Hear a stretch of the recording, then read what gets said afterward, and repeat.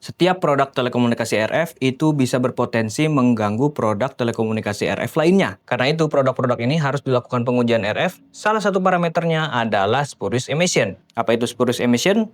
Kita bahas di sini. Pemanfaatan gelombang radio yang merupakan salah satu sistem elektromagnetik saat ini mungkin yang paling banyak digunakan sebagai fitur telekomunikasi dari produk-produk telekomunikasi. Karena memang gelombang radio ini merupakan sumber daya alam yang cukup melimpah, selain itu juga memiliki banyak keunggulan sehingga sangat cocok digunakan sebagai media transmisi data atau informasi dari berbagai produk telekomunikasi. Gelombang radio sendiri merambat di udara pada frekuensi antara 3 Hz hingga 300 GHz. Jadi rentangnya cukup luas, karena itu banyak teknologi yang dihasilkan yang memanfaatkan gelombang radio ini. Contohnya seperti apa? Seperti Bluetooth, Wi-Fi, jaringan seluler, dan lain sebagainya. Dan teknologi-teknologi ini pasti sudah sangat familiar di telinga kita. Karena memang ini adalah teknologi yang banyak digunakan di berbagai produk telekomunikasi.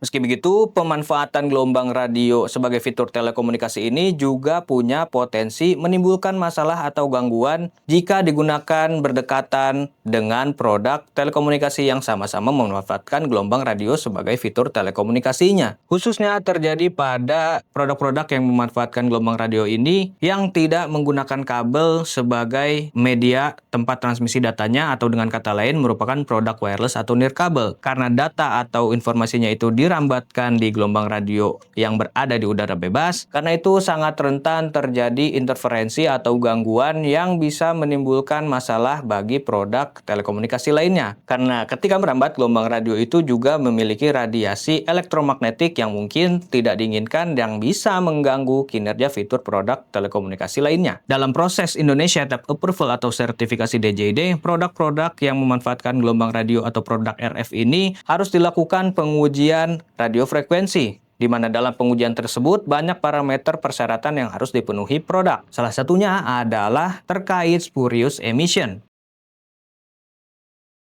Pada dasarnya, spurious emission itu adalah merupakan radiasi gelombang elektromagnetik dari gelombang radio yang tidak dibutuhkan atau tidak diinginkan dari sebuah produk telekomunikasi. Jadi karena memang tidak dibutuhkan atau tidak diinginkan, sebetulnya spurious emission ini jika terjadi dalam kadar tertentu itu bisa mengganggu produk telekomunikasi lainnya. Dalam pembahasan pengujian IMC sebelumnya, kita juga mengenal yang namanya radiated emission. Ini juga merupakan radiasi yang tidak diinginkan dari sebuah produk telekomunikasi. Lantas apa bedanya dengan spurious emission? Jika radiated emission dalam pengujian IMC itu yang diukur adalah gelombang elektromagnetik secara keseluruhan. Karena sistem elektromagnetik sendiri tidak hanya tentang gelombang radio, ada juga misalnya gelombang cahaya, gelombang mikro, dan lain sebagainya. Selain itu juga bisa ditransmisikan seperti gelombang radio tadi, yakni lewat kabel. Dan bisa jadi radiated emission tersebut juga bisa dihasilkan walaupun digunakan melalui sistem atau skema menggunakan kabel tersebut. Sementara untuk spurious emission ini adalah fokusnya untuk melihat paparan atau radiasi dari gelombang elektromagnetik berupa gelombang radio tadi. Karena itu pengujian spurious emission ini dilakukan hanya pada produk-produk telekomunikasi RF.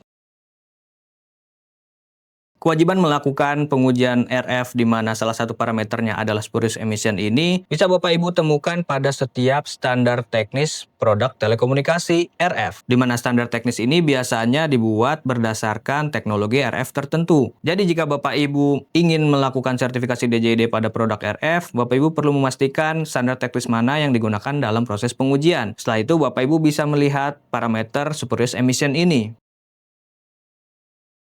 Untuk batasan dan semua teknis dalam parameter spurious emission ini, Bapak Ibu bisa juga langsung melihat pada standar teknis yang digunakan pada pengujian produk telekomunikasi yang Bapak Ibu mau sertifikasi. Namun secara umum ada dua jenis pengujian yang dilakukan pada parameter spurious emission di pengujian RF ini. Yang pertama adalah parameter out of domain. Sebelum masuk ke pembahasan out of domain, perlu diketahui untuk melakukan pengujian RF ini, nantinya produk telekomunikasi Bapak Ibu itu akan diuji menggunakan sebuah alat yang dinamakan dengan spectrum analyzer. Ini adalah alat untuk melihat spektrum frekuensi yang dihasilkan dari produk telekomunikasi. Kembali ke out of domain, parameter ini adalah untuk melihat adanya radiasi gelombang radio dari produk telekomunikasi yang dihasilkan dalam rentang pita frekuensi kerjanya. Misalnya, sebuah produk telekomunikasi RF menggunakan gelombang radio dengan frekuensi kerja 2,4 GHz. Contoh-contoh teknologi yang menggunakan frekuensi kerja ini seperti jaringan seluler, Bluetooth, Wi-Fi, dan lain sebagainya. Ini merupakan salah satu frekuensi gelombang radio yang umum digunakan di berbagai teknologi. Pada umumnya, produk telekomunikasi yang menggunakan frekuensi kerja 2,4 GHz ini punya pita frekuensi antara 2400 MHz hingga 2483,3 MHz. Nah, radiasi gelombang radio pada parameter out of domain ini dilihat pada rentang pita frekuensi kerja tersebut. Fungsinya apa dilakukan pengujian pada parameter out of domain ini? Untuk memastikan produk tersebut tidak menimbulkan gangguan pada produk telekomunikasi yang sama-sama menggunakan frekuensi kerja 2,4 GHz yang memiliki pita frekuensi yang sama. Kemudian parameter yang kedua adalah spurious domain. Ini adalah kebalikannya dari out of domain, di mana produk telekomunikasi akan dilihat apakah terdapat radiasi gelombang radio di luar rentang pita frekuensi kerjanya. Lalu apa fungsinya pengujian pada parameter spurious domain ini? Tentu saja untuk memastikan bahwa produk telekomunikasi tersebut tidak mengganggu produk lain yang memiliki frekuensi kerja gelombang radio berbeda dari produk tersebut. Karena memang gelombang radio yang dihasilkan dari sebuah produk telekomunikasi itu akan merambat di udara dan ada kemungkinan untuk menjadi sumber interferensi pada frekuensi kerja produk telekomunikasi yang lainnya. Jadi hal ini perlu dihindari.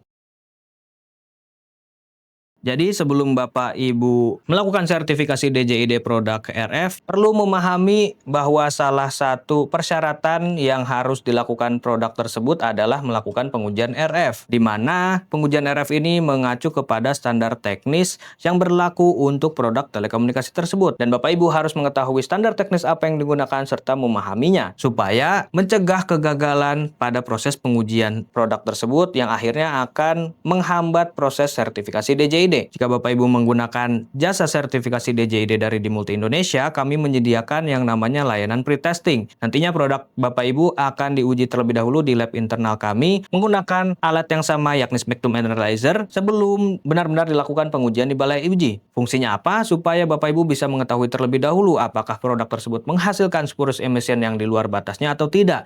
Jadi Bapak Ibu bisa memperbaikinya terlebih dahulu, kemudian barulah nanti diuji di balai uji. Karena jika terjadi kegagalan dalam pengujian di balai uji, Bapak Ibu harus melakukan pengujian ulang dan harus mengeluarkan biaya lagi. Tapi tenang saja, di Dimulti Indonesia, layanan ini sudah termasuk ke dalam fee layanan kami. Jika Bapak Ibu ingin mengetahui lebih banyak tentang Indonesia Type Approval atau sertifikasi DJID, produk telekomunikasi, serta update tentang teknologi lainnya, subscribe channel kami.